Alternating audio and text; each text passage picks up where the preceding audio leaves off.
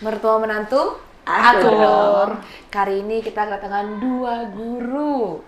Di sekolah yang berbeda. Sekolah mereka mengajarkan full English program, tetapi hampir 50% dari anak-anaknya loncat kelas. Dan tidak hanya berhenti di situ, mereka sangat berprestasi di usia yang sangat muda. Ada yang memegang pabrik, ada yang memegang pelayanan, ministry, ada yang sudah ke luar negeri. Sekali lagi, inilah dua guru yang luar biasa dan mengembangkan sekolah yang sangat ajaib. Terima kasih. Nama, terus mungkin sekarang di sekolah internasional ini namanya apa sekolahnya? Terus memegang bidang apa? Saya dulu ya. Nama saya Yomelika Meriani, saya di sekolah Mahanaim English Secondary. Kebetulan di Mahanaim ada sekolah internasionalnya yang berbasis bahasa Inggris. Seperti full, itu. Full Inggris. Full, ya? dari kita pegang dari kelas 7, 8, 9, 10, 11, 12, SMP, SMA. Kalau dari TK ada? TK belum ada. Belum ada. Belum. Terus kalau SD-nya ada? Ada. Oke, sip.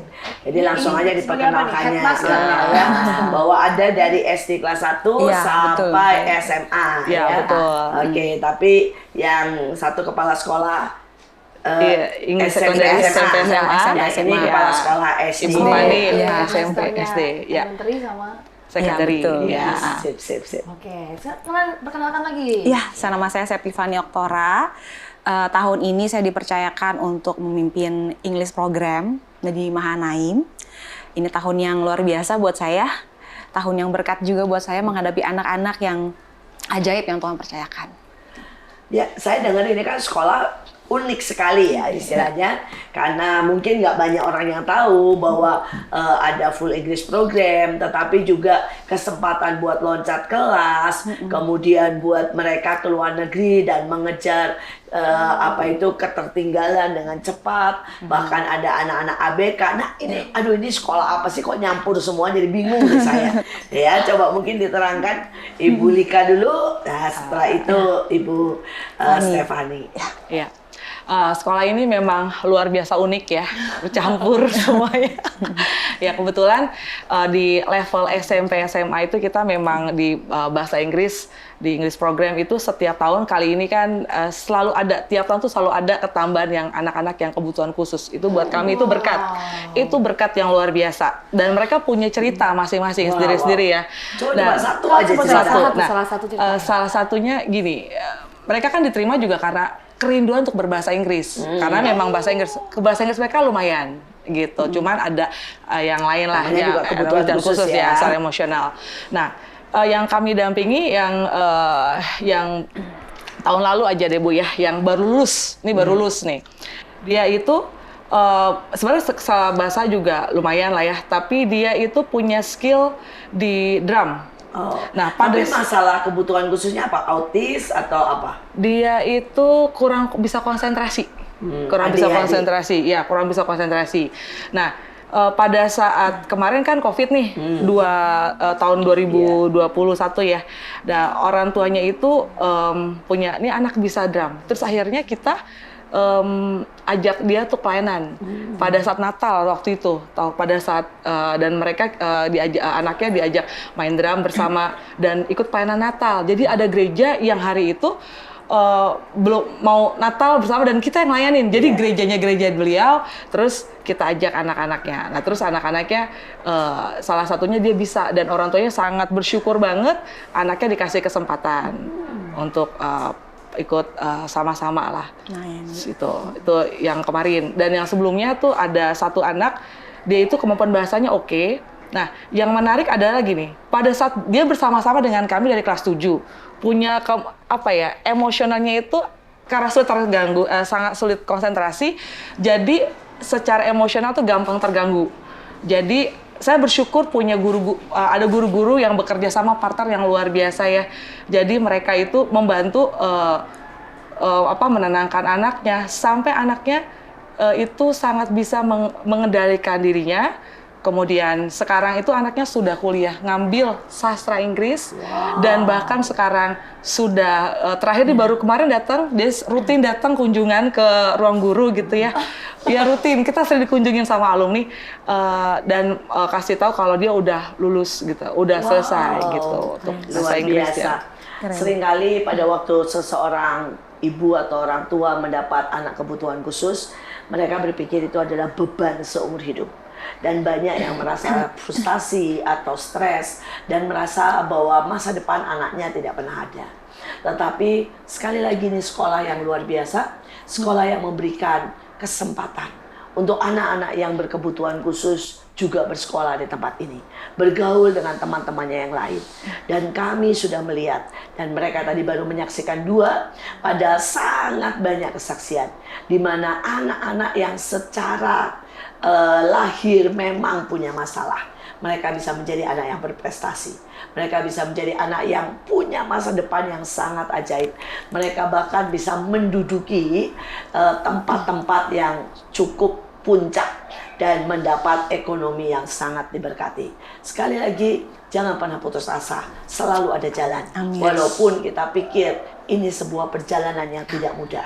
Tetapi bersama Tuhan, bersama guru-guru yang ajaib, bersama latihan, dan bersama perjuangan dari anak ini juga akan ada hasil yang luar biasa. Sekarang dari ini ya, dari yang SD nih ya. Gimana nih kesaksian sama ceritanya tentang sekolah yang unik ini? Iya, kalau di kami juga ada si anak-anak kebutuhan khusus, tapi nggak banyak Bu, itu cuman ada 2 sih tahun ini. Betul. Ada ceritanya? Ada ceritanya. Anak ini kan pertama awalnya ini kan kurang secara berbicara belum bisa ya, maksudnya bahkan bicara saja belum bisa ya. Slow gitu kan maksudnya, tapi dengan teman-temannya yang mendukung di kelas, teman-temannya membantu dia untuk kayak support dia, maksudnya nggak merendahkan dia, tapi kalau dalam belajar juga ingetin anak ini. Akhirnya anak ini perlahan-lahan mulai bisa berkomunikasi dengan teman-temannya seperti itu. Nah, tadi saya salah satunya berkata bahwa sekolah ini unik sekali nih ya. Karena ada 50% lompat kelas.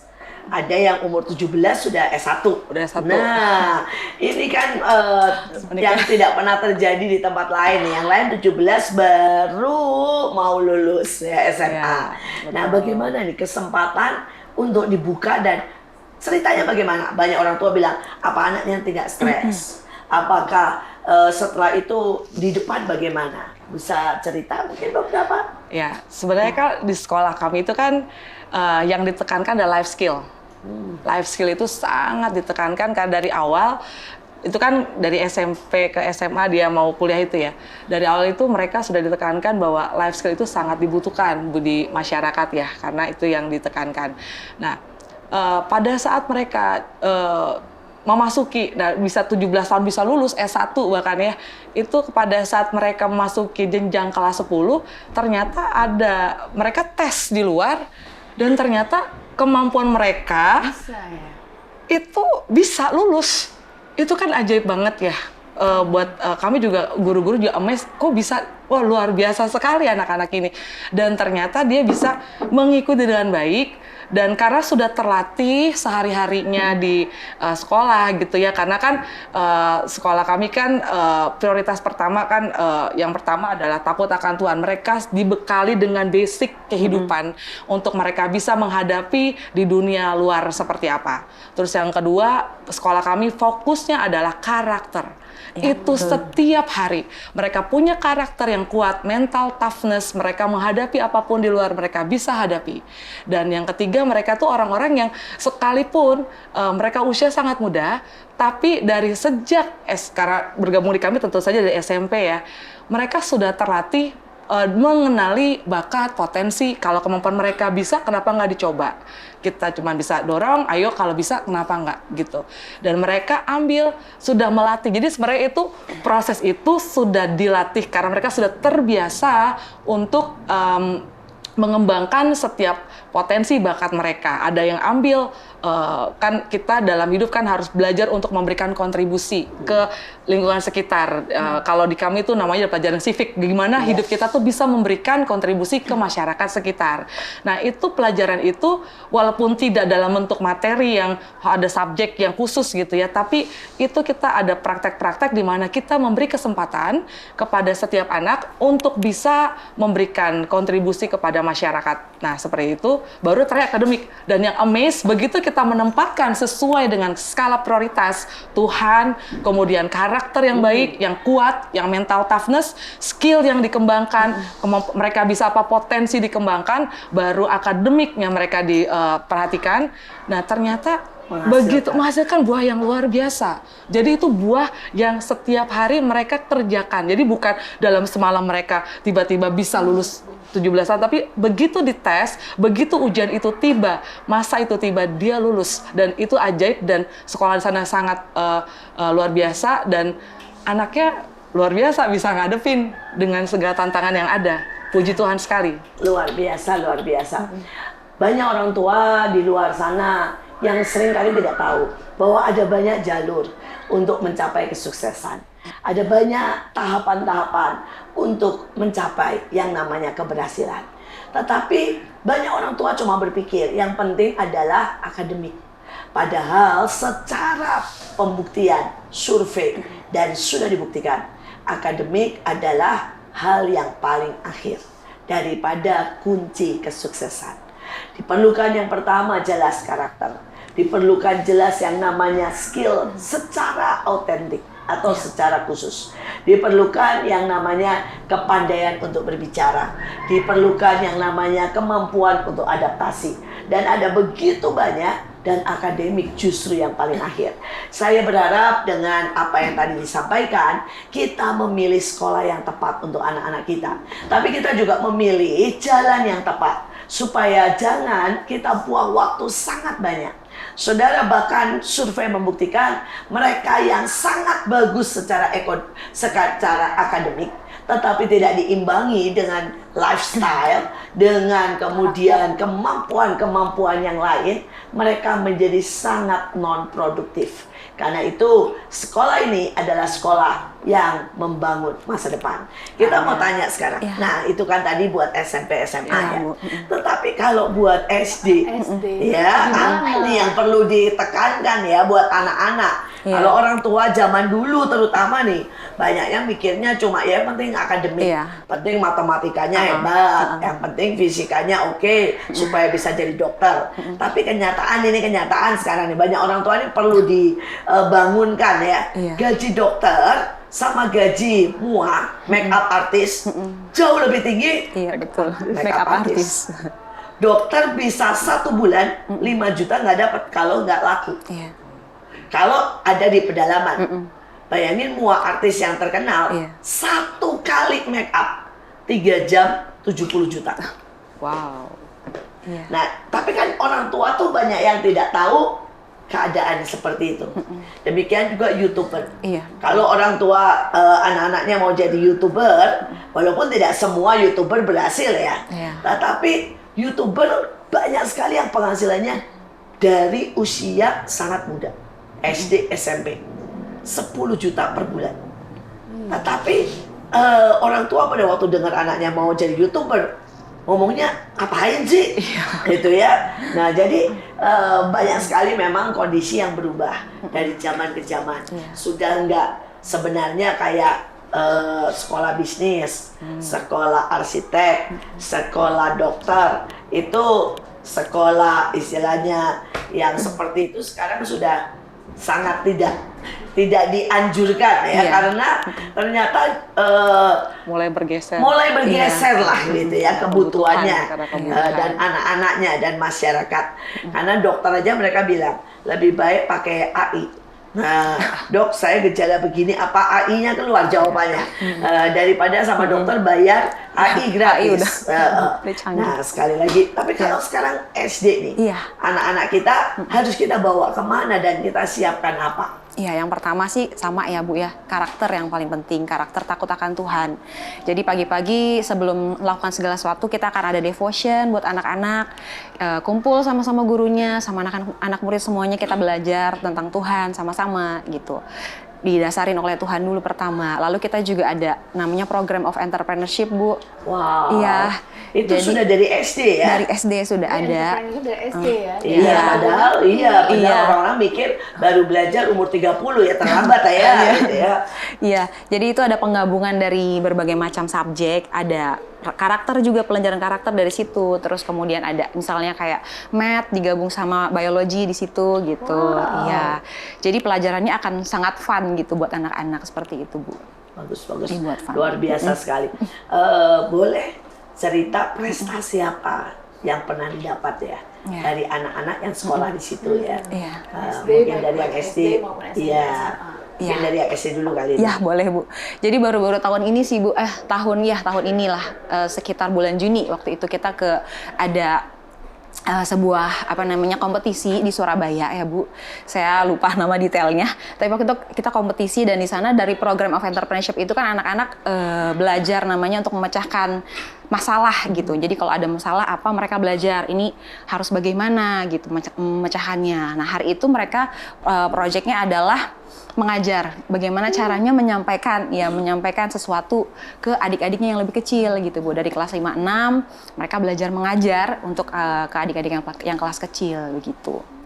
Lalu kebetulan ada kompetisi di kompetisi itu bagaimana caranya supaya kayak seperti ide-ide kreatif gitu dalam mengajar seperti, dan kami masukkan yang tadi program of entrepreneurship tadi ke lomba itu dan puji Tuhan anak-anak berhasil mencapai juara Bu. Iya. Juara pertama?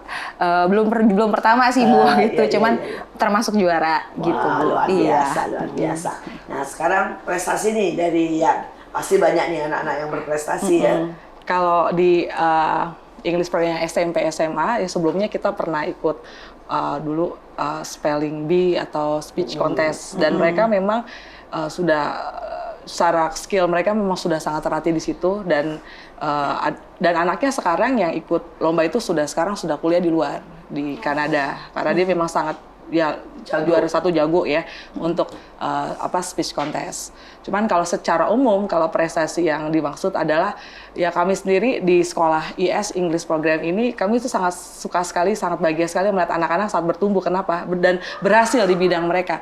Jadi saat ini tuh anak-anak sudah banyak yang mengejar mimpinya, yang ada yang sudah jadi dokter, kemudian ada yang sudah jadi dokter, IT, terus juga mereka ada yang kuliah di luar negeri yang sekarang sedang mengambil, kemarin baru datang dia ngambil program LPDP, ngambil di UK, ada di UK, ada banyak, terus ada yang di USA di Berkeley gitu segala macam. Wow. Ajaib lah. Gitu. Iya, luar biasa sekali semuanya. Nah, saya dengar satu yang unik nih dari sekolah ini adalah anak-anak yang miskin dengan anak-anak yang kaya itu bercampur. Ya. Biasanya ABK pun dicampur juga ya. Ya, biasanya sekolah itu tidak boleh ya karena alasannya nanti yang miskin akan sangat tertekan melihat teman-temannya punya barang-barang bagus. Tetapi dari orang kaya biasanya berkata kalau berteman dengan anak-anak yang miskin nanti gaya bahasanya dan semuanya turun standar lah ya. Nah ini bagaimana nih dampak dan akibatnya karena ini digabung. Sedangkan dari tempat lain selalu berpikir yang miskin-miskin, yang kaya-kaya ya. Pengalaman dan kemudian efeknya ini apa? Boleh Ibu Lika dulu? Oke. Sebenarnya itu puji Tuhan. Itu berkat banget kenapa bisa digabung. Mungkin orang lihatnya dari sisi yang berbeda ya. Yeah. Kalau kami melihat dari sisi gini, itu kesempatan di mana mereka, puji Tuhan ya, anak-anak tuh tidak ada yang perlu show off. Mereka justru, karena mereka kan sekali lagi sekolah ini sangat ditekankan karakter. Justru begitu mereka melihat anak-anak, kan ada anak-anak yang secara ekonomi kurang beruntung, anak-anak punya empati, anak-anak terlatih untuk sangat peduli sama teman-temannya. Kemudian yang ada anak kebutuhan khusus. Yang ajaib adalah di sekolah, ini pengalaman di kelas ya, di kelas anak-anak malah ngebantu mereka, dibantu. ada piring, malah saling ya disupport, dibantu. Iya, dibantu. Dan saya bersyukur banget anak-anak itu punya rasa menolong, peduli. Itu yang kita tekankan. Tidak ngejudge anak yang lain, tapi mereka membantu dan mengangkat mereka yang membutuhkan, bahkan nggak cuma dari sisi ekonomi, dan tidak ada, sejujurnya ya mungkin kelihatannya ada kesenjangan ya, tapi yang kami lihat sehari-hari ini kami amati seperti tidak ada kesenjangan, karena mereka semua berperilaku saling menghormati satu sama lain, itu sangat respect each other, karena kita memang tekankan belajar untuk menghormati satu dengan yang lain. Kalau dirimu mau dihormati, belajar menghormati orang lain. Seberapapun belajar menghormati, lihat apa kelebihan orang tersebut. Mungkin secara ekonomi kurang beruntung, tapi ada yang lebih bagus dari dia. Misalnya dia lebih bisa secara skill musiknya jago, dan itu saling membantu melengkapi. Justru itu membuat warna yang luar biasa di sekolah, di kelas terutama. Jadi juga nggak perlu show off apa. Nggak ada yang perlu dibuktikan soalnya. Tidak ada, maksudnya mereka tidak perlu bawa barang-barang yang mewah, nggak perlu. Dan kami melihat indikasi seperti itu sih yang sehari-hari ya di kelas. Sedangkan kalau yang di SD bagaimana nih? Ya, kurang lebih sama sih, Bu. Ya, jadi anak-anak bisa sharing, membantu, malah yang berkecukupan, membantu yang berkekurangan, seperti itu, Bu. Sebenarnya saya punya pengalaman nih di sekolah ini. Hari itu karena kebetulan anak saya juga sekolah di situ, anak saya pulang dan berkata, "Mah, beberapa teman kami kena banjir." Oh iya. Yang tempat tinggalnya di daerah yang agak tidak beruntung lah, dan mereka satu sekolah itu sibuk sekali mengurusi, ya, mulai dari mengumpulkan baju, sepatu, tas yang lama, dan mereka benar-benar setiap orang berlomba membawa sangat banyak. Belum lagi saya masih ingat waktu itu anak saya ngotot, mereka bikin seperti mengumpulkan uang untuk beliin jaket, karena musim banjir dan musim hujan. Dan temannya ini kena lah, barang-barangnya semuanya kena banjir. Jadi saya berpikir memang ini sekolah yang unik dan sekolah yang ajaib. Tapi yang ajaib juga adalah anak saya sendiri. Anak saya itu kan dulunya penggemar bola. Setiap ulang tahun selalu selalu minta bola. Itu waktu kecil ya, waktu kelas 1, kelas 2 SD. Nah, dia juga minta bolanya yang mahal. Tapi kemudian suatu hari dia pulang dan bola dia tuh tercecer di mana-mana. Kalau masuk ke got dia juga nggak pernah mau ambil. Ya, buat dia ya sudah kotor. Hari itu dia pulang, dia minta semua bolanya dikumpul dan dia cuci. Terus saya nanya, ada apa? Dia bilang begini, "Mama, tadi saya ngobrol sama teman saya, dia nabung 1 tahun hanya untuk beli bola."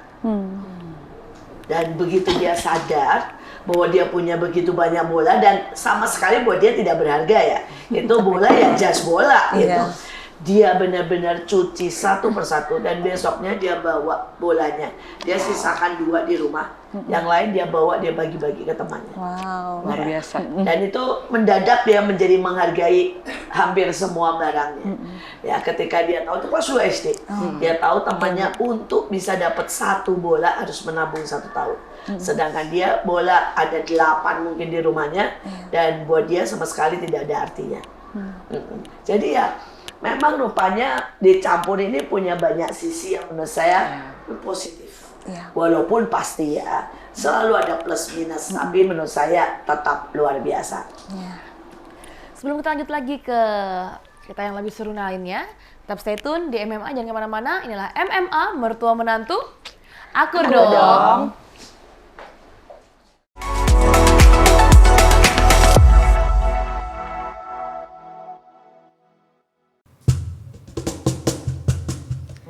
Dari kejauhan tergambar cerita tentang kita, terpisah jarak dan waktu. Ingin ku ungkapkan rindu lewat kata indah. Tak cukup untuk dirimu, sebab kau terlalu indah. Dari sekedar kata, dunia dunia berhenti sejenak menikmati indahmu. Oh, dan apabila tak bersamamu, ku pastikan ku jalani dunia tak seindah kemarin. Sederhana, tertawamu sudah cukup lengkapi sempurnanya hidup bersamamu. Dan apabila tak bersamamu, ku pastikan ku jalani dunia tak seindah kemarin.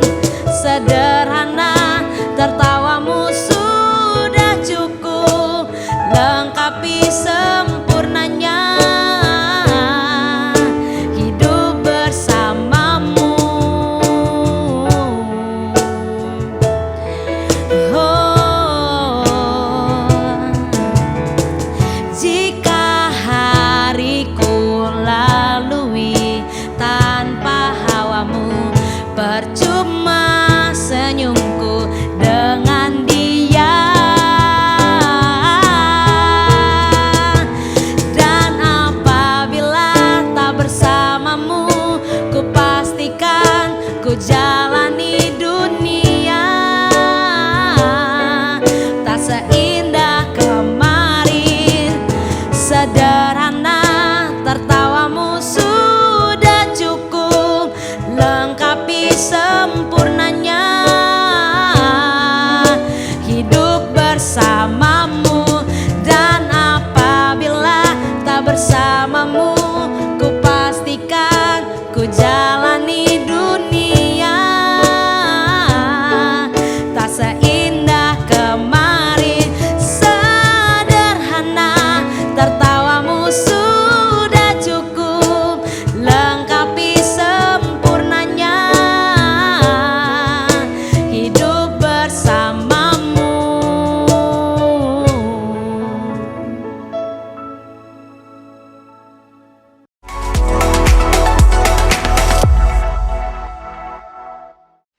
Kembali lagi di MMA, Mertua Menantu, Akur dong. Kita masih dengan dua guru yang sangat luar biasa. Mereka dari international school, tapi mereka adalah orang-orang yang melakukan hal yang berbeda dibanding sekolah-sekolah yang lain. Mereka mengambil anak-anak yang ABK, mereka juga menggabungkan semua anak-anak yang mungkin kurang mampu dengan yang mampu, digabungkan jadi satu.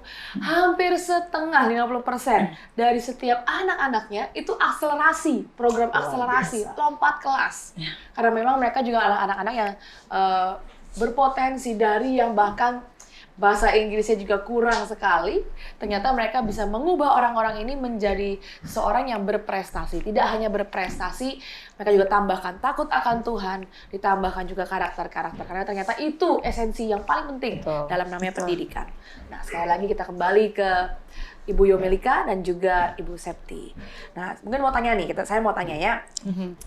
Ada nggak program-program sekolah, tadi kan sempat dibahas juga ya tentang entrepreneurship yang menjadi keunggulan atau beda dibanding yang di luar?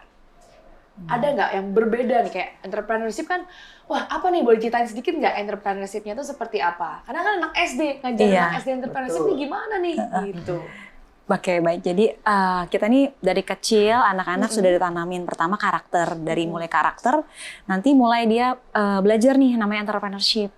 Karakter-karakter seperti misalnya ketaatan, kepemimpinan, gitu udah mulai diajarin di program of entrepreneurship. Seperti itu. Jadi anak-anak nih belajar nih misalnya memecahkan sesuatu, memecahkan masalah. Kalau misalnya dia menghadapi masalah harus seperti ini. Kalau misalnya ada plan A, nanti ternyata plan A kenyataannya bukan seperti itu, harus bagaimana gitu, harus responnya seperti apa. Itu di program of entrepreneurship. Dasar-dasarnya lebih tepatnya. Lalu mereka juga belajar berjualan, belajar menabung, lalu dari hasil jualannya tadi seperti anaknya Bu Iin tadi ya, dari hasil jualannya nanti mereka donasikan kemana gitu, seperti itu. Itu program entrepreneurship. Ini SMP SMA.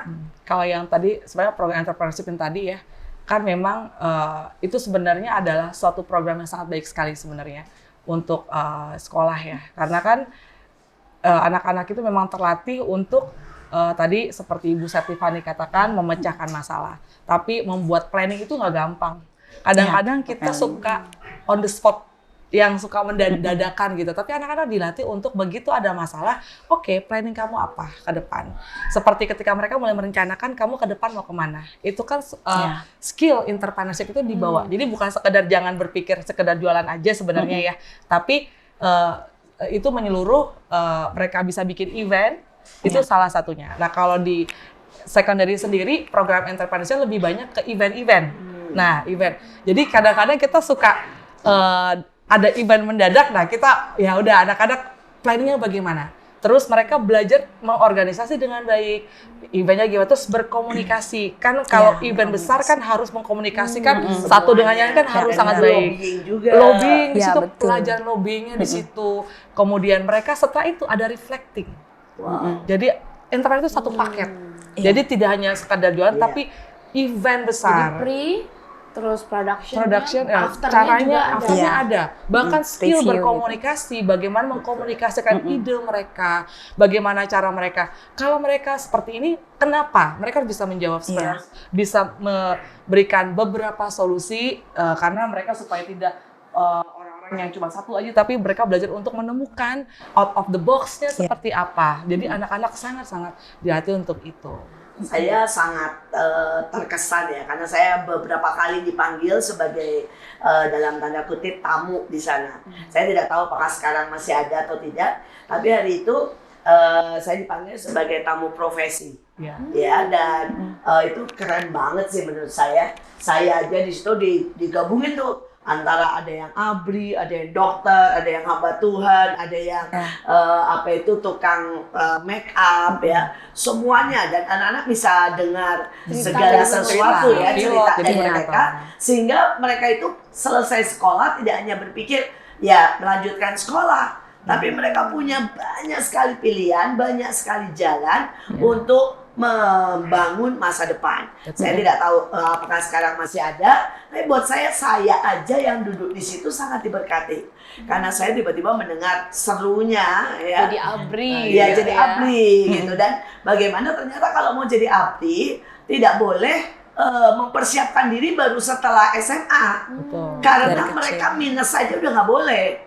Mata harus dijaga. Mata harus dijaga, Fisik harus dijaga. gitu. Gigi Terus juga gigi. ya. Nah, kalau mau jadi pilot ternyata gigi bolong tidak boleh. Jadi harus dijaga sejak dari TK sebenarnya ya. Betapa baiknya kalau itu dikenalkan, tidak hanya waktu itu saya diundangnya kan SMP ya, mau ke SMA. Tapi kalau itu diperkenalkan dari sejak SD kan seru sekali ya sebenarnya. Mereka punya plan udah panjang. Sudah punya plan, Sudah panjang gitu. Tapi waktu itu sih SMP, dan buat saya juga wah itu keren banget gitu ya. Sehingga mereka tidak hanya berpikir harus masuk SMA kemudian universitas, dan mereka punya planning. Hal kedua yang saya pernah dipanggil jadi juri juga adalah mimpi. Nah, jadi mereka ada acara yang namanya mimpi. Dan waktu itu buat saya, wah itu keren-keren sih. Mereka boleh mimpi apa saja. Salah satunya ada yang mau bikin tour keliling dunia gitu ya. Terus dan mereka diminta buat mimpi sebesar-besarnya, segede-gedenya. Ada yang pernah waktu itu bilang mau bikin retret tapi seluruh dunia gitu ya. Dan tempatnya di Paris gitu. Jadi dan saya lihat kita itu banyak sekali yang tidak berani mimpi. Dan pada waktu saya menghadiri, karena saya jadi jurinya, saya sangat kagum dengan itu. Yang ketiga yang buat saya sangat kagum hari itu, waktu saya jadi juri, di mana mereka harus pakai bahan bekas untuk bikin baju. Baju pengantin ada beban bekas. Betul. Dari jadi kertas. mereka harus pakai bahan bekas untuk bikin baju. Jadi ada yang bikin pakai kertas plastik, bikin baju ke sekolah, ada yang dan sebagainya. Dan saya bilang, wow, ternyata itu adalah ceritanya tentang daur ulang waktu itu ya. Dan tapi khusus semuanya harus bikin baju. dari barang bekas, termasuk dari kain bekas, semua bekas boleh, Tas, Iya. gitu, tas bekas plastik. apapun, Iya. iya. Heeh. Dan menurut saya itu pelajaran-pelajaran yang mungkin banyak orang tua berpikir apa-apaan sih, tapi itu sebenarnya kunci di dalam kehidupan. Pada waktu mereka berani bermimpi, ya, pada waktu mereka juga tahu ya ke depan ini profesi itu pilihan itu sangat banyak. Iya. Jangan seperti istilahnya hanya itu saja. Ya, dan kemudian juga bagaimana mereka bisa memakai apa saja yang mereka punya dan dikembangkan. Iya. Saya berharap ini sekolah akan menjadi lebih wow Amin, ya, amin. dan lebih istilah saya menyongsong dan menyiapkan masa depan secara nyata. Amin. Supaya tidak di awang-awang ya. Iya. Karena banyak anak dan banyak orang tua masih pakai cara yang kuno, di mana mereka cuma berpikir akademis dan kemudian adalah jalurnya adalah jalur yang habis SD, SMP, SMA dan kemudian universitas. Padahal banyak jalur yang lain, banyak lompat, Iya, akselerasi betul. Iya. ataupun ke SMK dulu ya. Dan ternyata itu sebuah kesempatan yang hampir dibilang sekarang itu tidak terbatas, karena ada sekolah online Iya, dan ada ada banyak. juga Iya, betul, ya sekolah online. sekolah kerja sekarang. Iya. Yang terakhir ini saya dengar 4 tahun kerja di luar negeri tapi dapat ijazah. Ijazah. Dan itu adalah luar biasa, ya dapat duit lagi pulang. Yang lain sekolah keluar duit, Iya. ini selesai sekolah dapat Dapat duit duit. minimal 300 juta 4 tahun. Saya sampai berkata, wow, sayang sekali kalau orang tua tidak pernah tahu soal-soal seperti ini. Karena itu membuat pilihan mereka menjadi sangat sempit dan mereka tidak bisa berpacu dengan apa yang ada. Nah ini bagaimana sekarang dengan yang namanya istilahnya tantangan menghadapi generasi Z, ya, dengan istilahnya katanya nih sekarang ya sosial media, kemudian gadget, sampai anak-anak generasi Z ini lebih percaya sosial media daripada guru. Nah, ini menurut survei ya, mereka bahkan lebih suka belajar lewat sosial media daripada belajar lewat gurunya. Ya, mereka tanya apapun dengan ketik AI. Iya. Dan bahkan dikatakan ini menurut survei ya, diragukan setiap hasil, baik itu makalah, baik itu PR, baik itu ulangan mereka dan ujian. Karena rata-rata mereka menggunakan AI dan bukan mereka yang mengerjakan.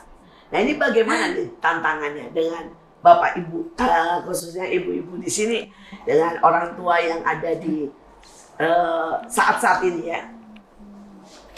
Oke. Ya seperti itu sudah sangat umum ya Bu ya terjadi. Di Makanya semua. makanya di Seluruh dunia. ya di sekolah kami itu sekali lagi ditekankan sekali lagi takut akan Tuhan. Mereka belajar untuk untuk mengatasi gadget, didampingi sama guru-guru. Minggu ini saat mereka selesai exam, guru-guru mendampingi, justru kita menggunakan generasi Z yang ketergantungan dengan yang suka Gadget, dengan ya. gadget itu, kita adakan workshop, Bu. Justru Terus? kita manfaatkan untuk workshop untuk apa? Melatih mereka untuk mereka bisa bekerja dengan cepat, dengan lebih baik dan lebih efisien seperti itu. Dan Tapi menggunakan gadget untuk kerja ya. untuk kerja, karena mereka itu mau nggak mau ya, kita kan tuntutan sekarang ya, kebutuhan sekarang. Oke, kebutuhan. Kemudian kemarin pada saat kita lagi setelah exam ini workshop, mereka dilatih untuk bagaimana membuat sesuatu dengan cepat, hasil dengan cepat, dengan menggunakan media yang ada di tangan mereka untuk mereka bisa produktif menghasilkan karya yang baik seperti itu. Jadi kita malah seperti itu. Tapi dari sisi tadi takut akan Tuhan, yang kedua mental karakter mereka tetap harus anak-anak zaman sekarang walaupun mereka lebih percaya sama gadget ya, tapi kalau kita menginvestasikan waktu kita sama anak-anak, berkomunikasi dengan sebaik sama mereka, mendengarkan mereka tetap masih ada yang mau mendengarkan seperti itu Bu, kurang lebih. Iya. Iya, Bu. Bagaimana kalau yang di SD ya? Iya, suatu kali waktu saya sedang mengajar, Bu, anak-anak pada gini kan, Mam, kayaknya yang Mam sampaikan tadi saya tahu deh, Mam, dari Google gitu kan. Kadang saya pernah misalnya ambil kutipan gitu kan. Iya, betulin dari Google gitu. Mam, berarti kita bisa belajar sendiri dong dari Google. Benar, bisa kalian belajar sendiri. Saya bilang seperti itu. Tapi kalian coba belajar sendiri pakai Google. Bisa nggak kalian benar-benar belajar? Iya, Mam, nggak bisa. Jadi tetap saat itu mereka bilang, oh iya, Mam, bener juga ya, Mam. Iya, jadi teknologi yang ada tetap butuh, kalian tuh sebenarnya butuh guru tetap untuk menjelaskan teknologi yang ada itu tentang apa sih gunanya buat kalian, seperti itu.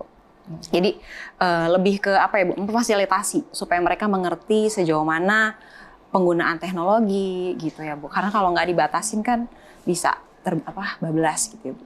Tapi menurut saya juga sesuatu yang memang harusnya tidak boleh hilang adalah hubungan ya. Iya, Tuhan. Iya, Itu baik itu tidak bisa hubungan digantikan. kita ke Tuhan maupun hubungan ke guru, hubungan ke orang tua, hubungan ke teman. Karena ini yang menjadi problem paling mendasar ya daripada banyak generasi saat ini. Karena pada waktu mereka terjebak dengan mesin dalam tanda kutip, mereka berpikir mereka bisa hidup sendiri. Tetapi ternyata justru ini membuat mereka terisolasi. Betul. Dan kemudian mereka menjadi orang ya dibilang freak, orang aneh, dan mereka meledak setiap saat. Kemudian karena mereka terbiasa juga dengan instan. Ya, mereka bayangkan zaman saya untuk cari satu artikel buat studi akhir, kami harus bongkar 30.000 buku. Karena di perpustakaan kami 30.000 buku, 4 tingkat, naik tangga, naik turun, dan sekarang tinggal ketik jadi. Ya. Jadi ini kan ada sesuatu perbedaan yang sangat beda banget ya. Ada generasi proses yang sangat biasa untuk menikmati tekanan dan harus diproses. Tapi ada generasi instan yang mereka pengennya semua serba cepat. Nah, ini ada nggak maksudnya sekolah ikut untuk ambil bagian dalam memberikan kepada mereka juga dalam tanda kutip proses. Karena ini keluhan dari hari ini ya, keluhan menurut sosial media dan sebagainya, survei, keluhannya pertama generasi Z adalah generasi yang tidak bisa berhubungan. Mereka tidak punya koneksi yang baik, tidak punya komunikasi yang baik, karena mereka biasa bergaul dengan mesin. Nah, terus yang kedua, sehingga mereka tidak bisa namanya menghargai orang tua, menghargai guru, mereka susah sekali. Nah, yang kedua adalah generasi yang sangat instan, walaupun mereka jauh lebih pandai daripada generasi sebelumnya, sangat informatif, tetapi mereka tidak tahan pada waktu melewati proses. Nah, ini apakah sekolah bisa nih membawa ke situ? Ada nggak pelajarannya atau materinya untuk membawa mereka ke sana? Kalau di SD biasanya Bu, pas devotion ya Bu ya, kita arahkan mereka gitu. Pendampingan sih lebih tepatnya, kayak tadi Ibu bilang hubungan ya Bu ya. Kita bangun hubungan supaya mereka juga bisa lebih trust lagi ke kita gitu, sebagai gurunya, sebagai walinya di kelas gitu. Jadi mereka bisa curhat apa aja sama gurunya, percaya. Itu yang paling diutamakan sih Bu. Kalau yang SMP sama? Ya, kalau di sekolah juga di jam devotion juga iya. Tapi memang dari sejak awal kami sudah tekankan anak-anak kan boleh bawa handphone Bu. Ya, jadi handphone di awal sudah selama jam sekolah handphone ditaruh sampai mereka pulang jam 14.00 mereka boleh ambil bawa pulang. Tapi selama proses belajar mengajar kami sangat menekankan, karena kan generasi ini kan sangat butuh hubungan satu dengan yang lain ya. Kami menyarankan untuk mereka main sama teman, berkomunikasi dengan guru. Kayak hari ini mereka main games, minta waktu, boleh nggak minta game? Oke, saya kasih 2 jam untuk mereka main games. Karena mereka main. Karena kenapa? Mungkin main itu gimana? Tapi itu kesempatan mereka bersosialisasi, berkomunikasi, lepas dari sebenarnya semua. Itu pelajaran komunikasi ya, Nah, maksudnya itu ya, sangat tanpa sadar. Dan mereka berinteraksi satu dengan yang lain. Itu sangat membuat mereka keluar dari mesin itu gitu, seperti itu. Dan itu sangat baik sih satu lagi, ketika mereka dikasih cara kami sih salah satunya ya, dikasih kepercayaan untuk mau nggak kamu bantuin apalagi kakak kelas ya, bantuin adik kelasnya gitu.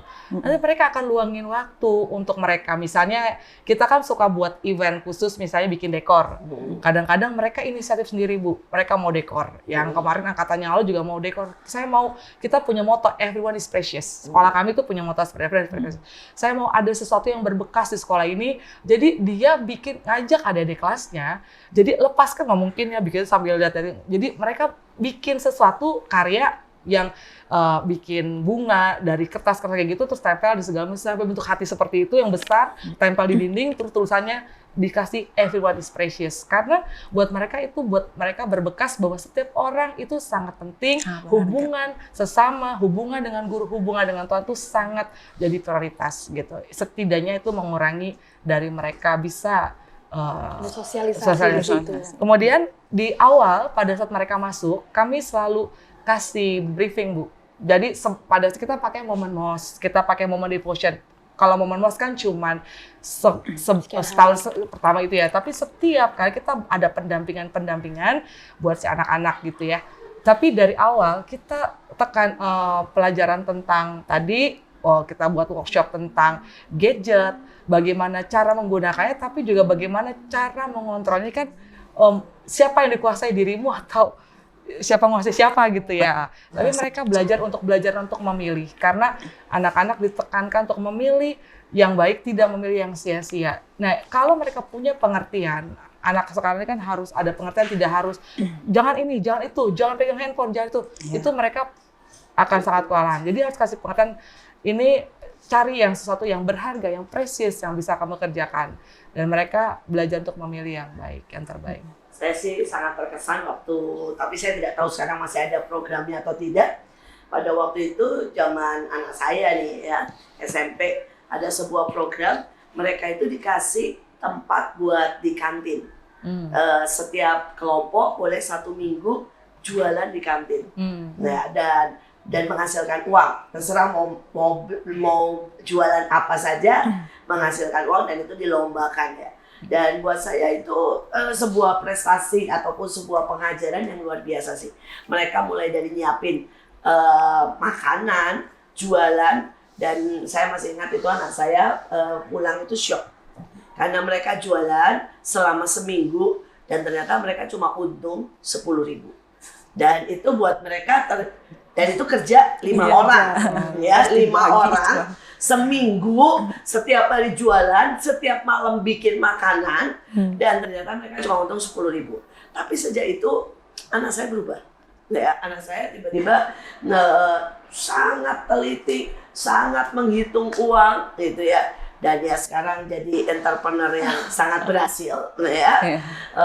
Sekarang bisa pegang kandang ayam, bisa pegang restoran dengan sebuah perhitungan. Dimulai dengan 1 minggu mereka memegang 1 counter di kantin sekolah. Ya, saya bangga banget sih dengan proses sekolah yang luar biasa. Dan menurut saya itu membuat mereka benar-benar menyadari hidup ini sebuah proses. Yang selama ini mereka terima uang. Buat mereka kalau dikasih jajan 10.000 itu nothing ya. Ternyata mereka kerja 1 minggu 5 orang Cuma 10.000. dan mereka cuma punya untung 10.000. Jadi saya berdoa supaya sekolah ini makin luar biasa, menanamkan pengertian-pengertian yang berbeda, dan menimbulkan sebuah generasi yang luar biasa. Kita di ujung, dan pesan saya buat semua orang tua, buat setiap anak-anak yang mendengarkan, hidup adalah sebuah proses, tapi hidup juga sebuah perjuangan. Seringkali kita hanya melihat sekolah adalah sesuatu yang harus kita lewati, tetapi sebenarnya ada sangat banyak nilai, value, pengertian, pembelajaran, pembekalan, sehingga saudara, baik anak-anak maupun orang tua, carilah sekolah yang tepat, karena ini bisa membangun atau menghancurkan anakmu, dan bisa menghancurkan ataupun membangun masa depanmu. Sekali lagi, mungkin kita seringkali melihat seperti ini ya. Saat ada penyatuan ya, dari yang mungkin anak-anak yang kurang mampu, anak-anak yang mungkin berkecukupan, tapi ternyata saat ada penyatuan demi penyatuan yang disatukan, ternyata itu membuahkan hasil yang sangat luar biasa. Sekali lagi, seringkali kita jadi orang tua, kita takut untuk membiarkan anak kita lepas, membiarkan anak kita berani salah, membiarkan anak kita bergaul dengan banyak orang. Tapi sekali lagi, ternyata ada penyatuan-penyatuan. Itu membuat anak-anak kita melihat sangat banyak wawasan, sangat banyak sisi yang mungkin mereka tidak akan dapat kalau mereka hanya bergaul dengan satu golongan. Sekali lagi, inilah MMA. Mereka ada guru-guru yang mereka memberikan hidupnya, memberikan hatinya, memberikan waktunya untuk anak-anak ini. Dari yang ABK, yang oke, pintar, yang kurang, yang berkebutuhan, mereka memberikan hidupnya. Tapi sekali lagi, pilihlah sekolah yang tepat. Jangan takut kalau anakmu bergaul dengan banyak orang. Karena siapa tahu itu adalah sebuah penyatuan yang membuat dan mengubah cara pandangnya. Dan tidak hanya menjadi anak yang egois, semuanya untuk dirinya, tetapi dia mengerti apa artinya berbagi. Apa artinya menjadi berkat, menolong bagi yang lain. Sekali lagi, inilah MMA, mertua menantu, akur dong. Jangan lupa untuk like, komen, dan subscribe YouTube kita Asia Zara. Dan stay tune untuk episode-episode selanjutnya. Sampai jumpa!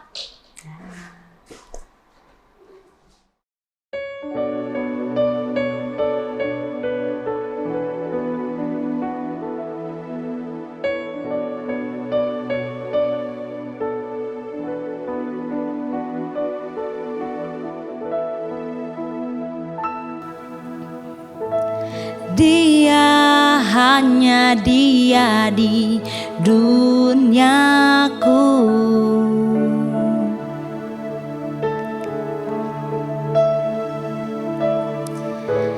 Dia hanya dia di mataku.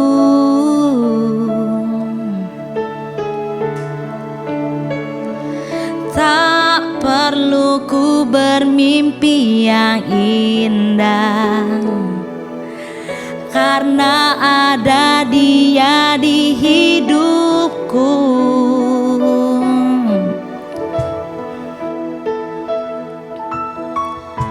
Sungguh sebuah tanya yang terindah.